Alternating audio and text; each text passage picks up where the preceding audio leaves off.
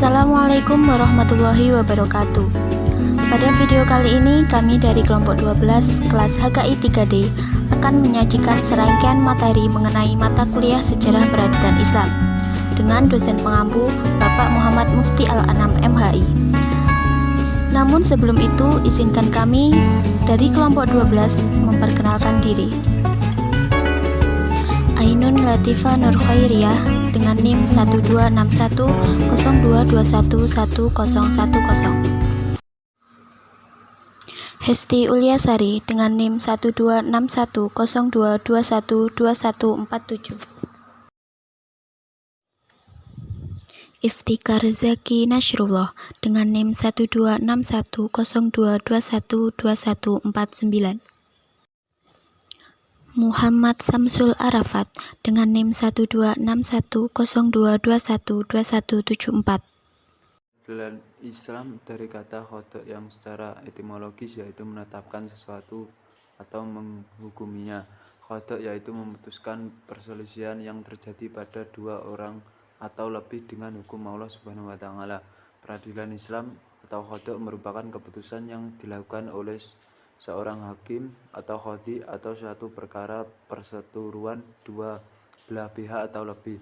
Peradilan Islam menetapkan hukum antara manusia dengan lainnya serta menyangkut hal-hal bersifat pidana dan kenegaraan. Persamaan dan perbedaan qadha dengan fatwa. Persamaan antara fatwa dengan qadha antara lain sama-sama bersumber kepada Al-Quran dan As-Sunnah serta sumber-sumber hukum Islam penunjang lainnya. Perbedaan. 1. Bersifat mengikat, maksudnya orang-orang telah ditetapkan hukumnya oleh qadhi wajib menjalankannya. 2. Perbedaan mendasar fatwa.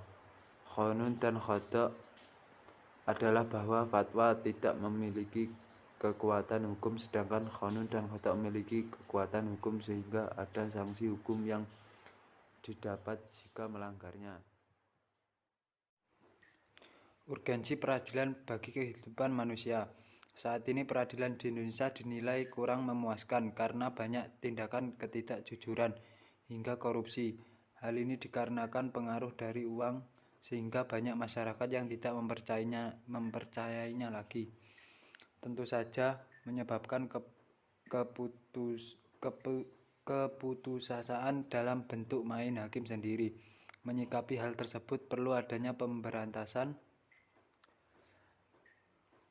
dengan penindakan melalui penegakan hukum dan membuat sistem hukum yang meminimalisir terjadinya korupsi di dunia peradilan serta mengembalikan peradilan yang bersih dan berwibawa. Unsur-unsur di dalam peradilan Islam. 1. Hakim atau qadhi, yakni orang yang diangkat oleh kepada negara untuk menjadi hakim. 2. Hukum yaitu putusan hakim yang diterapkan untuk menyelesaikan suatu perkara. 3. Al-mahkum bih, hak mahkum bih itu adalah suatu hak. 4. Al-mahkum alaih, mahkum alaih yaitu orang yang dikenal putusan untuk diambil haknya. 5. Al-mahkum lahu yaitu orang yang Pembuktian dalam peradilan Islam. Pembuktian sangat penting dalam peradilan karena sebagai dasar untuk mengambil sebuah keputusan. Adapun pembuktian ini ada berbagai macam, diantaranya yang pertama ada alat bukti. Alat bukti ini menjadi pegangan bagi seorang hakim sebagai dasar untuk memutus suatu perkara, sehingga dengan berpegang teguh pada alat bukti tersebut, maka diharapkan hakim dapat mengakhiri sengketa antara kedua belah pihak. Alat bukti ini juga dapat digunakan untuk membuktikan kebenaran akan suatu peristiwa di pengadilan dan sebagai alasan untuk memperkuat gugatan. Yang selanjutnya ada alat bukti pengakuan. Hal ini berupa pernyataan akan kebenaran oleh salah satu pihak yang bersengketa tentang apa yang dikemukakan oleh lawannya. Adapun orang yang memberi pengakuan tersebut harus orang yang berakal dan dewasa. Pengakuan atas dasar paksaan atau intimidasi tidak dibenarkan. Kemudian ada bayinah. Bayinah ini juga merupakan pembuktian dengan memberikan keterangan disertai dalil hingga meyakinkan.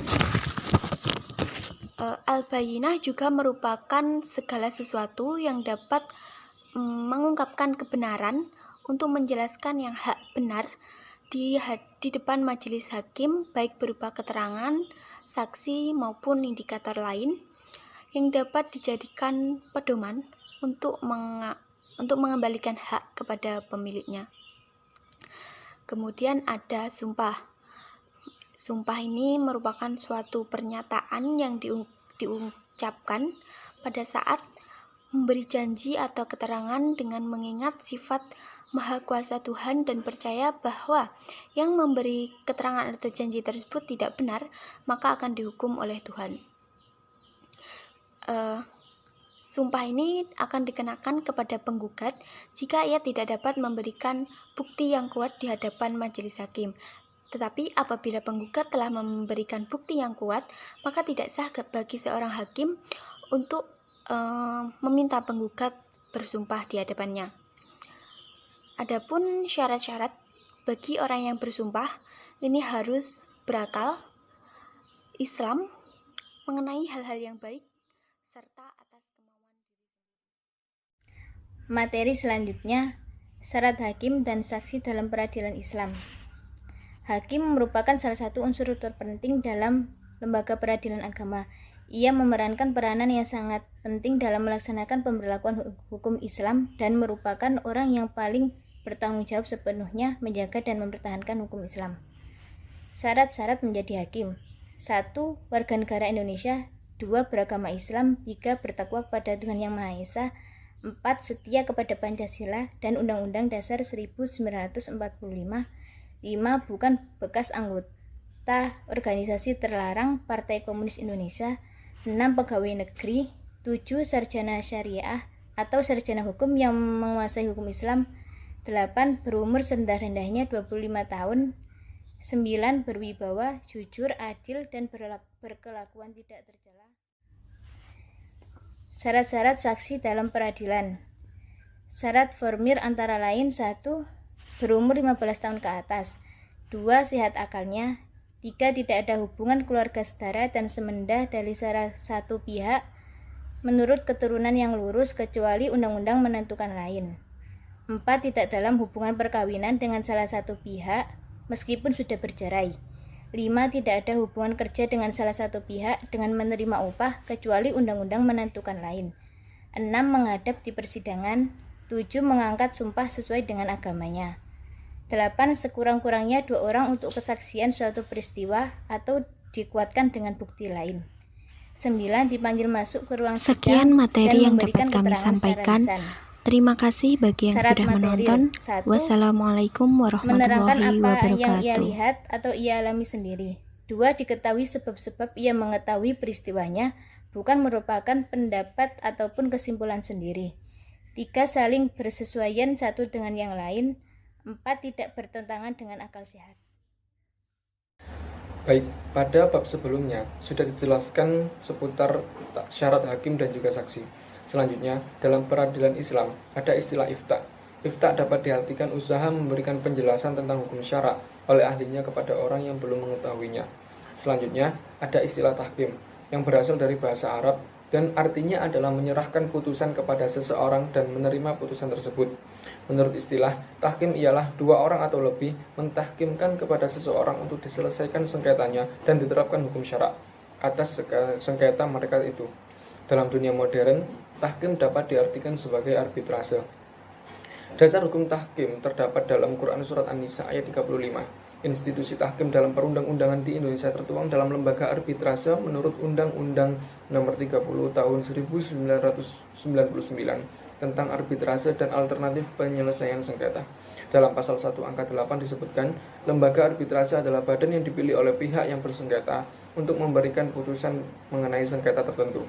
Lembaga tersebut juga dapat memberikan pendapat yang mengikat mengenai suatu hubungan hukum tertentu dalam hal belum timbul sengketa.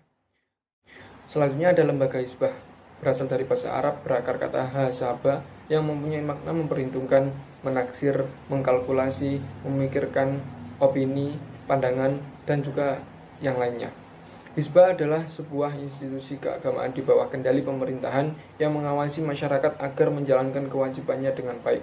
Tujuan umumnya adalah untuk menjaga lingkungan masyarakat dari kerusakan, menjaga takdir yang ada, dan memastikan kesejahteraan masyarakat baik dalam hal keagamaan ataupun tingkah laku sehari-hari sesuai dengan hukum Allah. Peradilan Islam di zaman awal kekuasaan Islam dipegang langsung oleh Rasulullah SAW. Beliau sendiri yang menjadi seorang hakim dalam menyelesaikan semua persoalan yang terjadi pada umat Islam kala itu. Seiring berjalannya waktu dan semakin meluasnya wilayah kekuasaan Islam, Rasulullah mengangkat para sahabat untuk menjadi hakim.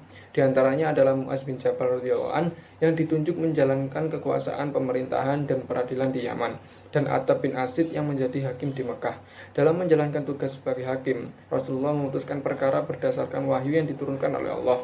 Alat bukti pada lembaga peradilan zaman Rasulullah SAW terdiri dari bayyinah, sumpah, bukti tertulis, firasat, qur'ah, atau undian.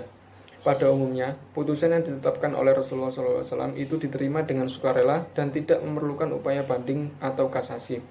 Rasulullah menetapkan hukum berdasarkan wahyu yang telah diturunkan oleh Allah.